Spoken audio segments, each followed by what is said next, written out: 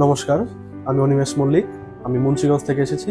আমি ইউনিলিঙ্ক এডুকেশনে 4 মাসের N5 course করে নাট এবং জেএলপিটি উভয় পাশ করি এবং 2026 সালের এপ্রিল সেশনে টোকিও ইমিগ্রেশনের আন্ডারে ফাইল জমা দেই। ঈশ্বরের আশীর্বাদে আমি সিও হাতে পাই এবং মার্চ মাসের 16 তারিখে আমি ভিএফএসএ ভিসার জন্য আবেদন করি। আজ ঈশ্বরের আশীর্বাদে আমি ভিসা হাতে পেয়েছি। আপনারা সবাই আমার জন্য আশীর্বাদ করবেন। আমি যেন সুন্দরভাবে জাপান যেতে পারি এবং জাপান যেয়ে আমার সুন্দরভাবে আমি যেন আমার লাইফটা লিড করতে পারি।